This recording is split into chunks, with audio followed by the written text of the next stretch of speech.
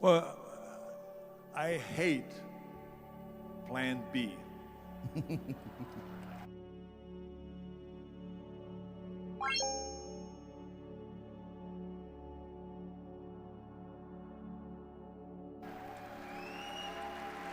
And I tell you why. Because we have so many doubters, as I've said earlier, the no-sayers. We have so many of those people that say no, and you can't do it, it's impossible. That is okay, because we just turn off, as I said earlier, and we listen and we hear the no being a yes. You can't do it, you can do it, and all of that. So that is possible to do that amongst all the negative people around you. But when you start doubting yourself, that's very dangerous. Because now what you're basically saying is that if my plan doesn't work, I have a fallback plan, I have a plan B. And that means that you start thinking about plan B, and every thought that you put into plan B, you're taking away now that thought and that energy from plan A.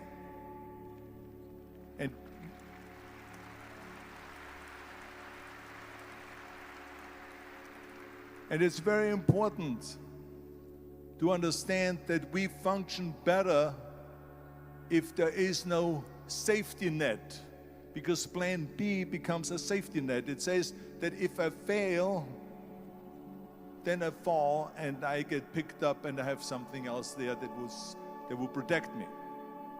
And that's not good, because people perform better when there's no safety net. People perform better in sports and everything else if you don't have a plan B. I'm telling you, I've never ever had a plan B. I made a full commitment that I'm gonna go and be a bodybuilding champion. I made a full commitment that I'm gonna be in America. I made a full commitment that I'm gonna get into show business and I'm going to be a leading man. No matter what it takes, I will do the work. I will do the work over and over and over until I get it. And the same was in politics and everything like that. So to me, it is very dangerous to have a plan B, because you're cutting yourself off from the chance of really succeeding. And the reason, one of the main reasons why people want to have a plan B is because they are worried about failing. What is if I fail, then I don't have anything else? Well, let me tell you something. Don't be afraid of failing, because there's nothing wrong with failing. You have to fail in order to climb that ladder. There's no one that doesn't fail.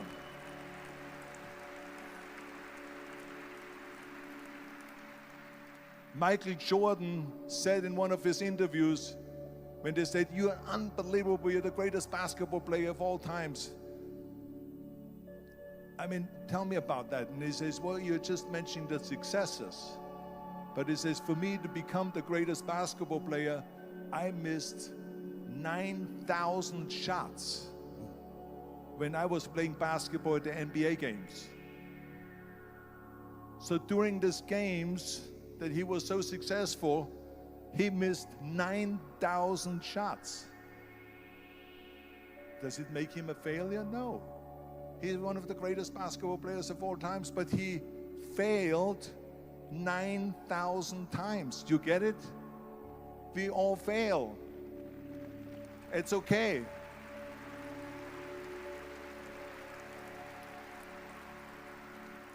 What is not okay is that when you fail, you stay down.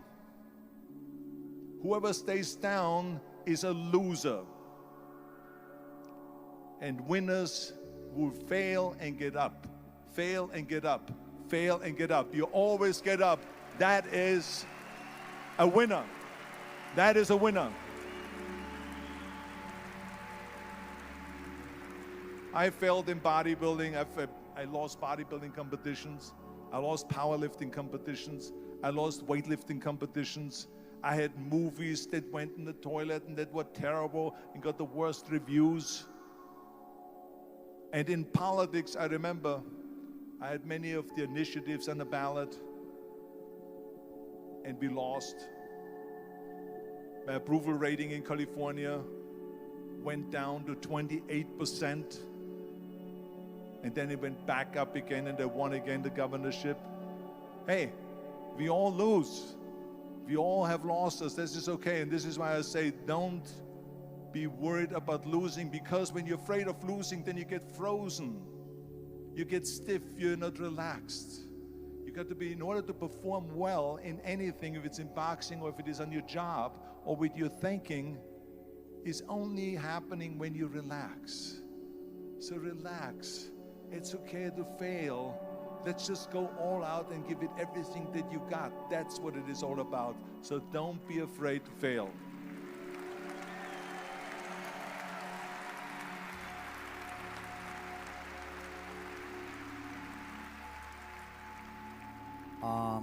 My wife Kirsten and I, we have a foundation and build up schools in Africa for poor children. So because I think it's very important when you are successful to give back to the society, give back to the world. What is your opinion to this? I absolutely agree, and I think this is one of my 6 rules to success. You can only feel complete as a person if you think about what can you do for your fellow member around you that maybe needs help. I felt like that everyone has a different motivation why you get into that. I was an immigrant going to America, and I saw how America was the most generous country in the world. I mean, they opened up their arms to me, they helped me, they invited me for Thanksgiving dinner. The people, they brought me, the bodybuilders in the gym brought me plates to my apartment because I had no plates, I had no silverware, I had no bedware, I had no pillows, I had no blanket, I had no TV, I had no radio, I had nothing. They brought it to my apartment. They helped me. And I saw that firsthand, this generosity in America. And I said to myself, as an immigrant that is being embraced with open arms, that I need to go and make sure that I give something back. Because I started thinking about how did America become such a great country? How did America become such a generous country? Well, I look back in history and I realized that people have fought for America, and people have died for America, and people have suffered for America. And so it's my job now to contribute to keep it as being the #1 country in the world. And this is when I started feeling obligated, and I said to myself, so what can I do? I'm a bodybuilder, what can I do? Well, then I realized when I saw Special Olympics that I can help and train Special Olympians. And so we started getting involved in Special Olympics, and in no time, I proposed to them to start powerlifting in Special Olympics, to have deadlift, which was a safe thing to do, and to have bench press, which was a safe thing to do. And it became the #1 sports in Special Olympics, powerlifting. They always have a packed hall of 5,000 people. And I became the national trainer and the international trainer of Special Olympics.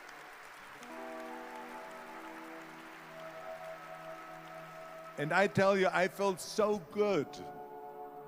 I felt better than winning a bodybuilding competition, going to one of their competitions and seeing 100 of those athletes from all over the world competing in powerlifting and being happy and being included and being felt that they're equal to all of us. It was the most unbelievable feeling, and this is why I got so excited about it that then after that, I started, going around to military bases in America and training our military personnel. Because in those days, bodybuilding and weight training wasn't popular. Now it is. Now when you go to Iraq, to Baghdad or somewhere like that, and you see the American soldiers train, they have the biggest facilities. It's like this dome here. This is how big the training facilities are now. So it all changed. But in those days, it wasn't popular at all. So I went from military base to train the soldiers and the sailors and the airmen and all of them. And it made me feel good again. And then after, when I met President Bush, then Vice President Bush, and we traveled around to campaign he asked me what I want to do, and I said, I would like to be a fitness leader in America. I would like to be the chairman of the President's Council on Physical Fitness and Sports. And then when he became president, he appointed me to that. And so now I really was able to travel through all 50 states and promote health and fitness. The more I got into that, the more I realized how good it feels to give something back. And that's when my idea came about after-school programs, because after school, when I traveled to all the schools to train students, I saw there was a huge gathering of students after the school was over outside the school. And I asked the school principal, what are all the students doing? And he said to me, Arnold, you have to understand that 70% that the kids in our schools, they come from parents where 70% of the parents are both working. So therefore, there's no one there picking them up. So that's got me the idea to start after-school programs, to keep those kids in school while the parents are working, and to offer them homework assistance, tutoring, sports and fitness programs and arts programs, music and painting and so on. And it became a huge success.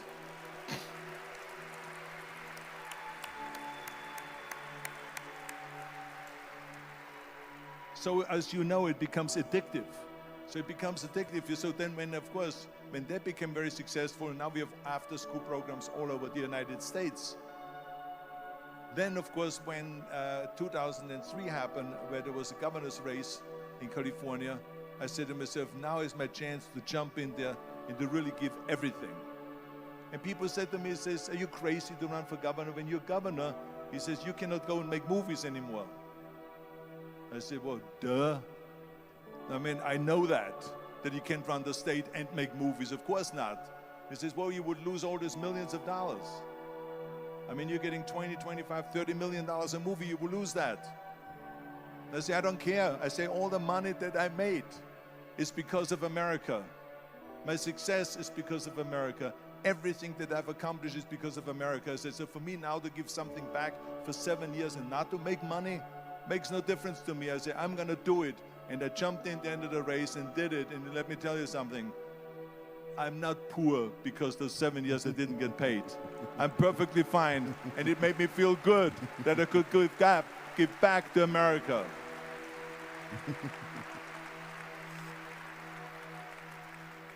Arnold, I have tell the people here today that my opinion is it is very important to learn lifetime. Don't stop in learning, go on, go forward. And what do you think about learning? What do you think about to have a coach? Is it important to have a coach? Is it important to have someone who can tell you what you are doing, who can help you? What is your opinion to this? Well, I think that every day we are benefiting from someone helping us. That's why I said earlier, there's no such thing as a self-made man. I mean, when you think about it, you're born and you need your parents to raise you. You need your teachers to teach you. You need your coaches to do sports. And so when I think about back of the people that helped me, as a matter of fact, one person, where's my friend here, Albert Busek? Is he sitting here somewhere? Where is he sitting? Albert Busek, come on out here for a second. Come on out here for a second.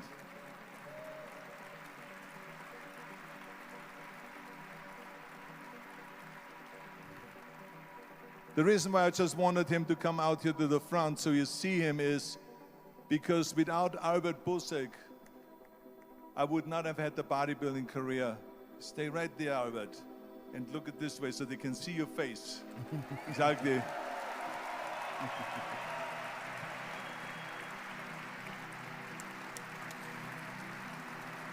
Albert Busek was the one, for instance, just to give you an example, out of the thousands and thousands of people that helped me, Albert Busek was one of them that helped me to translate into English so I could fill out my entry form for the Mr. Universe contest. And then he flew with me to London to the Mr. Universe contest. He gave me the opportunity to come to Munich and to be the trainer in the gymnasium on the Schillerstraße 36. It was a fantastic gymnasium. He was an extraordinary friend that took thousands and thousands of pictures since then and helped me in every one of the competitions and everything, was a huge supporter. But this is the kind of people that you need. We need help. We need help.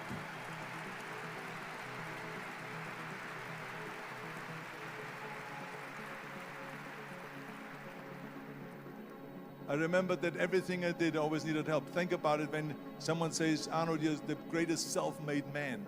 I said, you can call me anything you want. You can call me Arnie, you can call me Schwarzy, you can call me Terminator, you can call me Governator, but don't ever call me self-made man. I said, because I did not get to that point by myself. I mean, think about just to be successful in the movies. How are you going to be successful in the movies without having an audience? The only one that makes you successful in the movies is the people that go to see the movie. So how can you say to your self-made man when you need millions and millions and millions of people all over the world to go and see your movie, so people, then the press looks at it and says, this guy is a big box office success. It's the people. It's you.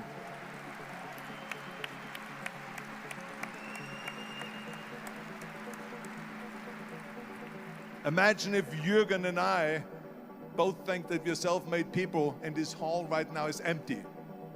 No one here. Do you think this will be a successful conference? No. Who makes it successful is not him and me. We are just one little molecule that is added to the equation. But you are the ones that make this conference a successful conference. So thank you, all of you, for being here today. You are the ones that is making it big.